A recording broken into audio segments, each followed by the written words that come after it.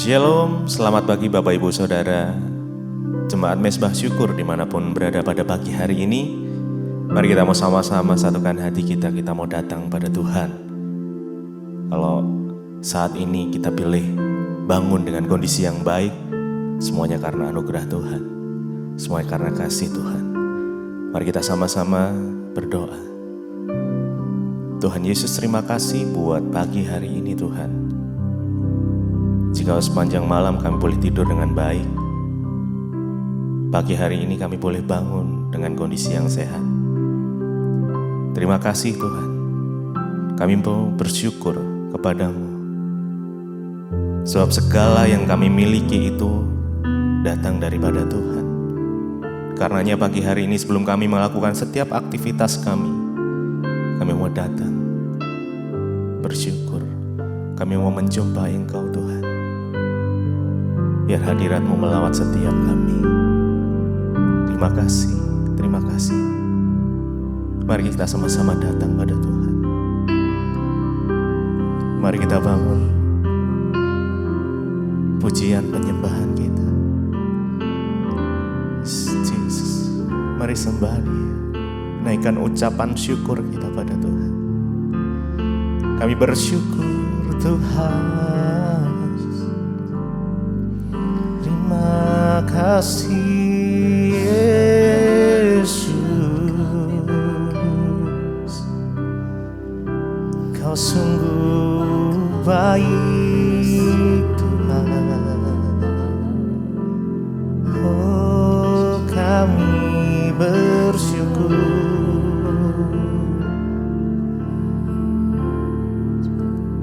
Kami menyembah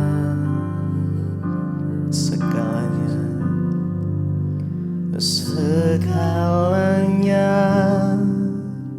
yang ku miliki, semuanya daripadamu. Kan ku bawa penyembahan yang terbaik hanya bagimu. Oh, segalanya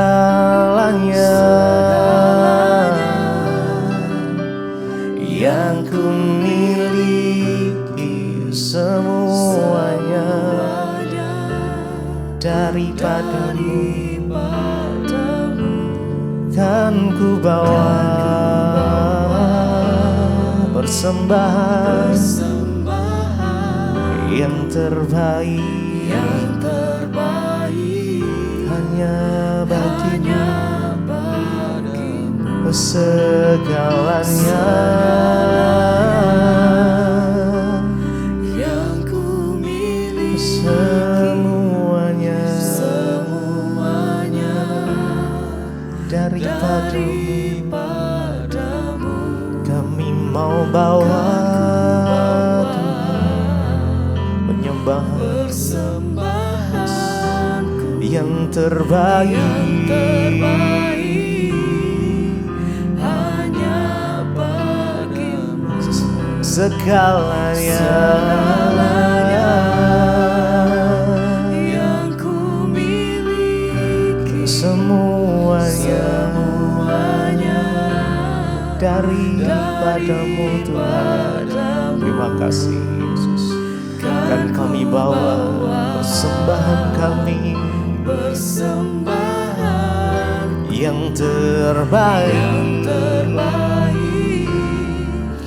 hanya bagimu. Oh,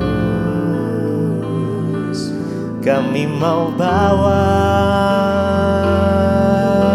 persembahan kami yang terbaik bagimu Yesus.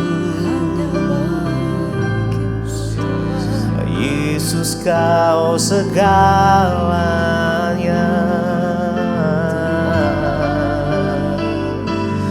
Yesus Tuhan, terima kasih.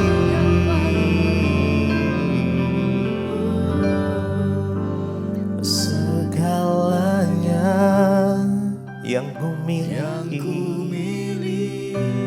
semuanya daripada. Terima kasih Tuhan. Kan ku bawa persembahanku yang terbaik, hanya segalanya yang ku miliki, semuanya daripadamu Tuhan. Kan kami bawa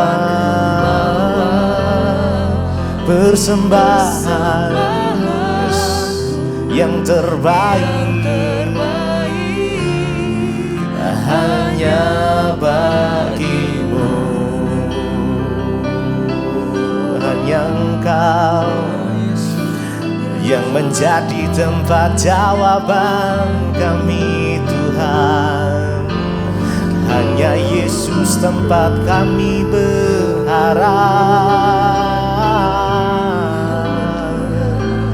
Hanya nama-Mu Tuhan. Hanya Kau yang menjadi tempat jawaban. Hanya Kau tempatku berharap. Mari berharap sama Tuhan pagi. Mari berjalan bersama-Mu. Ya. Kami tidak goyah Tuhan saat kami berjalan. Amin. Selalu tersedia bagiku selamanya. Ku cinta hanya Engkau. Hanya Kau yang menjadi tempat jawaban. Hanya Kau tempatku berharap. Berjalan bersama-Mu, oh bersama-Mu, yes. Sebab tangan kasih-Mu tersedia bagiku selamanya. Mari lebih lagi dengan segenap hati kita. Hanya Kau, yes. Kaulah tempat jawaban kami Tuhan. Hanya Engkau tempat kami berharap. Amin. Berjalan bersama-Mu Tuhan. Bersama-Mu ku takkan goyah. Sebab tangan kasih-Mu tersedia bagiku selamanya. Hanya Kau.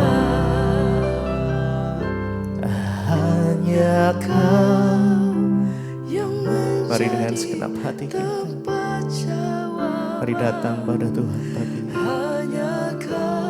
Nikmati kasih-Mu. Biar kasih-Mu mengalir Tuhan. Yes. Kami mau berjalan bersama-Mu. Amin, amin. Sebab tangan kasih-Mu selalu tersedia bagi kami. Oh selamanya Kau ku cinta. Hanya Kau yang menjadi tempat jawaban. Kaulah tempat jawaban kami. Kaulah sumber kemenangan kami. Kaulah sumber pengharapan kami. Berjalan bersama-Mu ku takkan goyah. Sebab tangan kasih-Mu tersedia bagiku selamanya. Mari sekali lagi. Hanya Kau.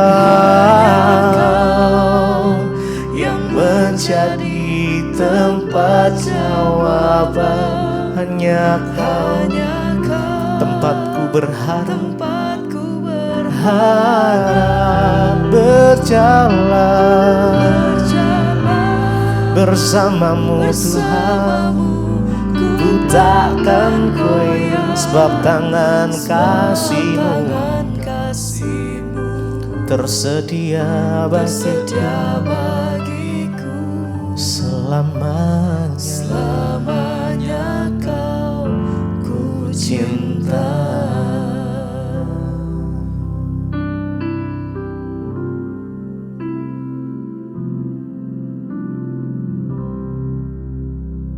Terima kasih Bapa, kami mengucap syukur buat pagi ini Tuhan. Engkau yang sudah menjagai kami sepanjang malam, Engkau bangunkan kami dengan tubuh yang sehat. Kami bersyukur semua karena anugerah Tuhan. Bahkan pagi ini sebelum kami memulai aktivitas, kami mau merenungkan firman Tuhan, melakukannya menjadi landasan bagi hidup kami. Terima kasih Bapa, dalam nama Yesus kami berdoa, kami sambut firman Tuhan. Haleluya. Amin, amin. Iya, shalom Bapak Ibu yang terkasih, dalam nama Tuhan Yesus kita mengucap syukur pagi ini kita masih boleh bertemu kembali di Mesbah Syukur. Ya, saya percaya kita semua bangun dengan tubuh yang sehat, tidak kurang suatu apapun.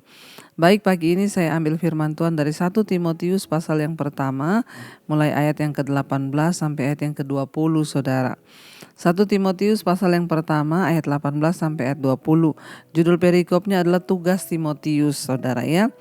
Ayat 18, tugas ini kuberikan kepadamu Timotius anakku, sesuai dengan apa yang telah dinubuatkan tentang dirimu, supaya dikuatkan oleh nubuat itu engkau memperjuangkan perjuangan yang baik dengan iman dan hati nurani yang murni. Ayat 19, beberapa orang telah menolak hati nuraninya yang murni itu, dan karena itu kandaslah iman mereka. Di antaranya Himeneus dan Alexander yang telah kuserahkan kepada iblis supaya jera mereka menghujat. Iya, saudara yang terkasih ya. Jadi kita membaca di sini tugas Timotius. Rasul Paulus itu sangat menghargai karunia ya yang dimiliki oleh seseorang, termasuk Timotius anak rohaninya, saudara. Iya. Dan Rasul Paulus juga ya sama seperti gembala ditahbiskan dan dikhususkan untuk pelayanan di gereja masa kini. Ya, Timotius dikhususkan untuk melayani ketika para penatua menumpangkan tangan atasnya. Ya, dan rupanya dalam upacara ini beberapa orang percaya telah bernubuat tentang karunia dan kekuatan Timotius. Perkataan dari Tuhan ini pasti telah mendorong semangat Timotius di sepanjang pelayanannya. Jadi Rasul Paulus berkata kepada Timotius ya, sesuai dengan apa yang telah dinubuatkan tentang dirimu, supaya dikuatkan oleh nubuat itu engkau memperjuangkan perjuangan yang baik dengan iman dan hati nurani yang murni. Jadi saudara, ternyata di dalam perjalanan Timotius mengikuti Rasul Paulus sebagai anak rohani, ya dia mendapatkan nubuatan tentang karunia bahkan pelayanannya ke depan. Jadi Rasul Paulus berpesan kepada Timotius, ya di dalam kamu menjalani hidupmu dan menantikan setiap nubuatan di dalam pelayananmu itu, maka kamu itu akan menjalani perjuangan yang berat ya kata Rasul Paulus. Tetapi ya kamu harus memperjuangkan semua masalah, semua tantangan itu dengan perjuangan yang baik, dengan iman dan hati nurani yang murni kepada Tuhan. Ya, Rasul Paulus memberikan sebuah nasihat kepada anak rohaninya Timotius di dalam pelayanan itu, dalam hidup ini, ya sama dengan kita menjalani hidup ini tidak mudah. Akan ada tantangan, akan ada persoalan, akan ada hambatan. Tetapi kamu tidak perlu takut, yang penting kamu menjalaninya dengan iman, kata Rasul Paulus, dan hati nurani yang murni. Ya, ikuti saja hati nurani yang murni itu, karena di dalam manusia itu ada yang namanya hati nurani, saudara. Ya, hati manusia itu tempat Tuhan berbicara. Ya, Tuhan memberikan petunjuk di dalam roh manusia. Dan ketika kita mengikuti ya petunjuk hati nurani yang murni itu, Rasul Paulus bilang, ya engkau akan beroleh kekuatan di dalam hidupmu. Tetapi ya ayat 19 di sana dikatakan, Beberapa orang telah menolak hati nuraninya yang murni dan karena itu kandaslah iman mereka. Di sini Rasul Paulus juga memberikan sebuah peringatan kepada Timotius, jangan bermain-main dengan hati nuranimu itu. Tuhan berbicara kepada manusia di dalam hatinya. Ya, dan ketika kita terus menolak ya hati nurani yang murni itu yang selalu mengajarkan yang baik. Hati nurani yang murni itu menuntun kita kepada sesuatu yang baik. Hati nurani itu yang mengajarkan kita. Mazmur Daud berkata, di tempat tidurku hati nuraniku mengajari aku tentang hukum-hukum Tuhan. Jadi ya Tuhan berbicara lewat hati nurani manusia yang murni. Ya, dan ketika hati nurani itu terus kita tolak, maka itulah yang akan menyebabkan iman manusia itu kandas.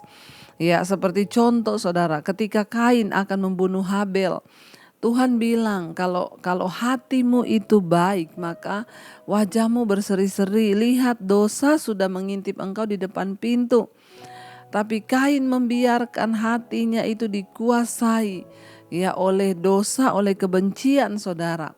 Sehingga hatinya menjadi panas ya, tetapi suara Tuhan yang murni di hatinya itu dia tidak mau dengar. Sehingga apa yang terjadi, dosa mengintip dia, membujuk dia, dan dia akhirnya melakukan pembunuhan terhadap adiknya sendiri. Dan apa yang terjadi saudara? Ketika terjadi pembunuhan, ya Kain memberontak di hadapan Tuhan, akhirnya hidupnya pun terkutuk. Orang kalau menolak hati nurani yang murni itu saudara, kandaslah iman mereka. Ketika orang melakukan persinahan contoh atau perselingkuhan, maka hati nuraninya akan berbicara kepada dia. Ya, untuk dia bertobat, tinggalkan dosa itu. Tapi banyak orang yang tidak mau bertobat, tidak mau mendengarkan hati nuraninya. 1 hari, 2 hari hati nuraninya berbicara, menegur dia, menyadarkannya dia. Tapi dia gak mau bertobat, akhirnya kandas imannya sehingga apa? Ya, tidak peduli lagi dengan dosa, nikmati dosa perselingkuhan sampai kepada perceraian. Ya, ketika orang ya kepahitan kepada orang, hati nurani akan mengingatkan jangan kepahitan. Hati nurani mengingatkan akan firman hukum-hukum Tuhan, sebab Tuhan menaruh ya hukum-hukumnya di dalam hati nurani manusia. Ya, jadi sebenarnya kita ini ya baca Alkitab atau tidak, sebenarnya jauh dalam lubuk hati kita tuh Tuhan sudah menaruh hukum-hukumnya untuk terus mengingatkan kita, menuntun kita. Tapi tergantung saudara, ya saudara mau mendengar atau tidak. Sehingga banyak orang yang imannya kandas dan murtad karena dia tidak lagi mendengarkan hati nuraninya yang tulus itu saudara. Tuhan ingatkan, Rasul Paulus mengingatkan kepada Timotius anak rohaninya, hati-hati di dalam perjuanganmu dalam pelayanan yang sudah diteguhkan oleh nubuatan para penatua. Kamu harus memperjuangkan perjuanganmu dengan iman dan hati nuranimu yang murni. Tapi beberapa orang telah menolak hati nuraninya yang murni itu, dan karena itu kandaslah iman mereka. Jangan menganggap remeh suara hati nurani saudara. Karena kalau kita terus mengabaikan maka kandas iman kita. Kita katakan di sana di antaranya seperti Himeneus dan Alexander yang telah kuserahkan kepada iblis supaya mereka jera untuk menghujat. Ya, Rasul Paulus menyebut 2 nama di sini, Himeneus dan Alexander. Ya, kemungkinan ini adalah kedua ya orang yang ada juga di dalam jemaat, tetapi mereka menyesatkan jemaat dengan pengajaran-pengajaran palsu. Sehingga Rasul Paulus berkata ya, dia menyerahkan mereka kepada iblis. Sebenarnya bukan karena Rasul Paulus yang menyerahkan, karena memang mereka ini utusan iblis. Ada utusan-utusan iblis dalam hidup kita, pelayanan kita yang akan mengacaukan saudara. Ya, dan karena itu Rasul Paulus bilang dia kembali menyerahkan mereka kepada iblis. Kenapa? Karena mereka dikeluarkan dari dalam pelayanan. Sebab tidak sesuai dengan pengajaran atau doktrin yang sedang diajarkan oleh Rasul Paulus saudara.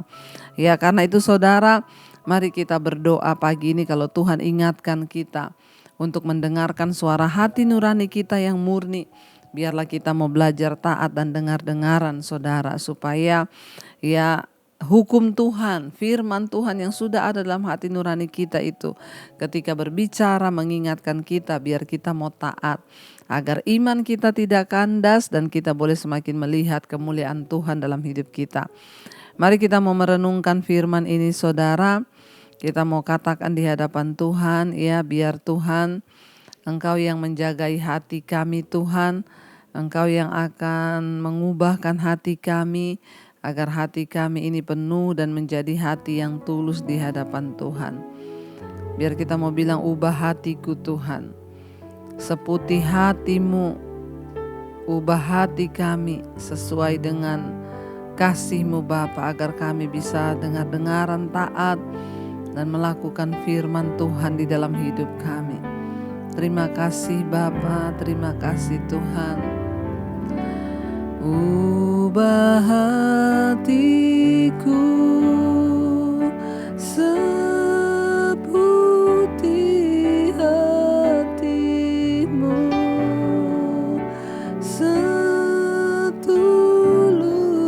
salib-Mu,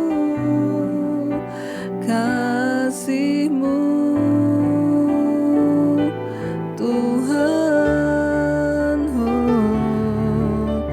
Biar mataku seperti mata-Mu, pancarkan kasih-Mu. Ku mau jadi seperti-Mu.